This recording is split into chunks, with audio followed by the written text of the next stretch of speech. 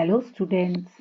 Today we are going to study about Swami Vivekananda, Vedantic scientist.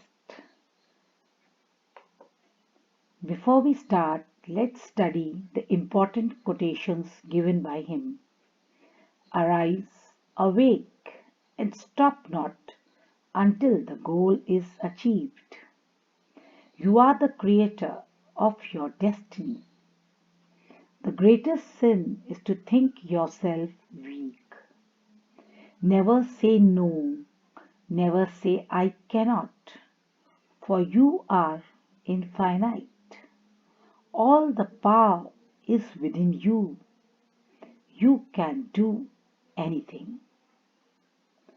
Students, these are very famous quotes of Swami Vivekananda. Now we will see some glimpses of his life. You can see in the first picture Swami Vivekananda as a child is deep in meditation and he is not conscious about the snake which is just in front of him. In the other pictures, you can see he is meditating. He was a naughty boy, but very good at heart. He used to help and donate alms to the poor. On January 12, 1863, the holy day of Makar Sankranti, Naren, later known to the world as Swami Vivekananda, was born to them. Here in this picture, you can see that he loved all the animals. He had lots of pets like monkey, a goat, peacock, several pigeons, and guinea pigs. His mother used to make him listen the stories from Ramayana and Mahabharata. The child Naren would be greatly moved by listening the stories.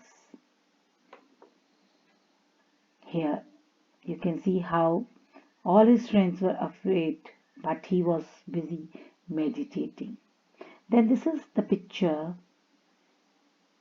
with his guru Sri Ram Krishna. When he went to the Dakshineshwar Kali temple where Ram Krishna was staying, when he saw Naren, he was very enlightened, he was very happy. Oh, come, child, come, how eagerly have I been waiting for you all these days. Now he became Swami, and all the people they wanted him to represent Hindu religion at the Parliament of Religion to be held at Chicago. He did not have money, so he collected funds and then he went to Chicago. This is the picture of his guru Ram Krishna. Let's study about his early life. Vivekananda was born at 3 Gaur Mohan Mukherjee Street in Calcutta, the capital of British India, on 12 January 1863 during the Makar Sankranti festival. He belonged to a traditional Bengali caste family and was one of 9 siblings. His father, Vishwanath Datta, was an attorney at the Calcutta High Court. Durgacharan Datta, Naren's grandfather, was a Sanskrit and Persian scholar who left his family and became a monk at age of 25. Naren's mother, Bhuvaneshwari Devi, was a devout housewife. The progressive, rational attitude of Naren's father and the religious temperament of his mother helped shape his thinking and personality. Naren was interested in spirituality from a young age and used to play at meditating before the images of deities such as Shiv, Ram, and Sita. He was fascinated by wandering ascetics and monks. Naren was naughty and restless as a child, and his parents often had difficulty controlling him. His mother said, I prayed to God for a son, and he has sent me one of his demons. How did Swami Vivekananda begin his speech? He began his speech by greeting the youngest nation on behalf of India.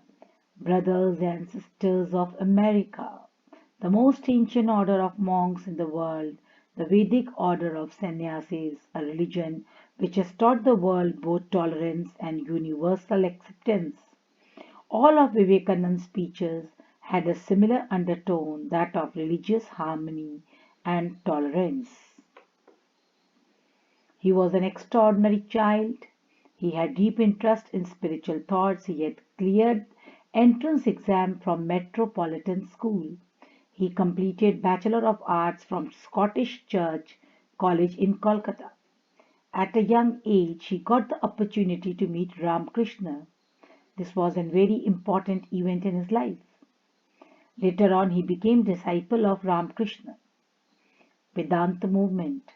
The famous Vedanta movement was led by Swami Vivekananda. He introduced the Indian philosophy of Hinduism in the Western countries. Chicago speech. On 11 September 1893, he represented India and gave a brief speech at the Parliament of World Religion held in Chicago. His brief speech is considered one of the greatest speeches of all the time. It earned fame not only to him but to the entire nation. Contribution. In a short span of time, he established Hinduism as an important world religion.